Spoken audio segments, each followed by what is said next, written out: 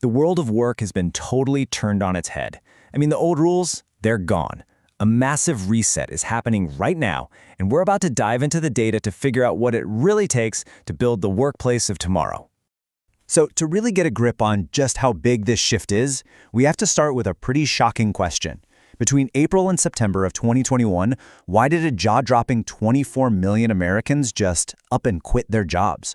Seriously, just look at that number for a second. 24 million.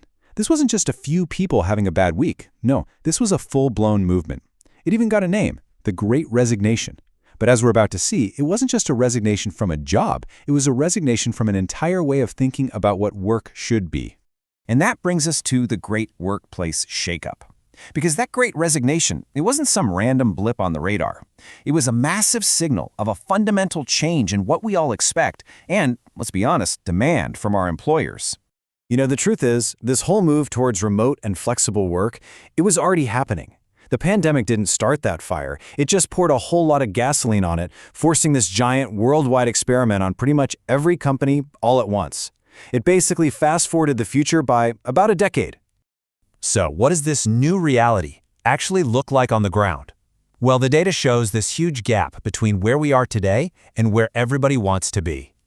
Okay, so a recent study shows that right now, 54% of us are still fully on-site, about 32% are fully remote, and just 14% are doing some kind of hybrid model. Now, that might sound like things are still pretty traditional, but that's not the whole story. Because this is where it gets really interesting. When you ask those same people where they want to be in the next 10 years, the numbers do a complete flip. A staggering 90%, 90, want to be either remote or hybrid. Only 10% want to be in an office full-time. So that 54% on-site number we just saw, yeah, it's basically living on borrowed time. Of course, this whole revolution isn't a walk in the park. This amazing new freedom, well, it comes with a brand new set of problems, these hidden stresses that are starting to pop up for millions of us. Let's start with a word you've probably felt, even if you didn't know what to call it: technostress. You know what I'm talking about. It's that burnout from the constant pings, the back-to-back video calls, that pressure to be on all the time. It's that Zoom zombie feeling at the end of the day. We've all been there. And this quote from the research really just hits the nail on the head. When your office is also your dining room table, those lines between work and life just disappear. People feel like they're working more, not less, with no physical off switch to protect their personal time. And then there's this other kind of sneaky danger, proximity bias.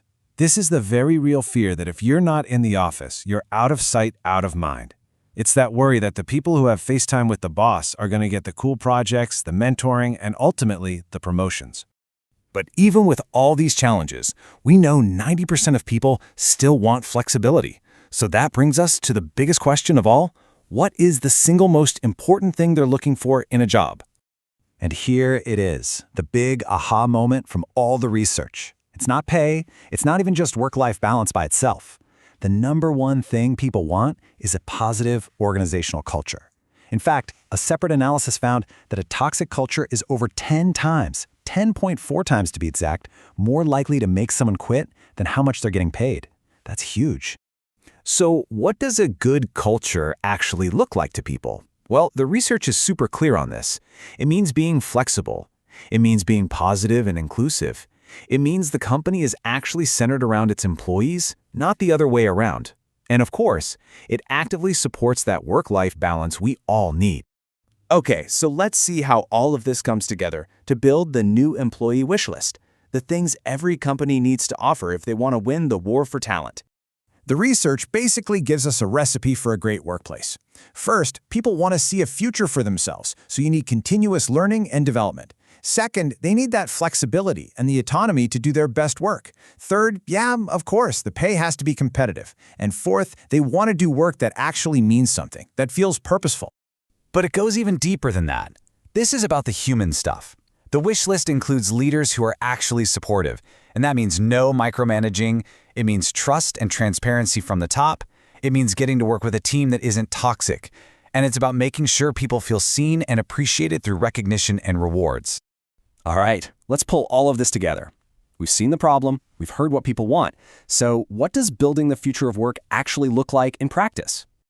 I mean, the difference couldn't be more clear. The office of yesterday, it was all about command and control. You had to be physically there, chained to a 9-to-5 schedule. But the workplace of tomorrow is built on a totally different foundation: trust and autonomy. It doesn't care where you are, it cares about the results you produce. And it gives people the flexibility they need to do great work. And get this, the research also points to a really surprising final ingredient for the future: nature.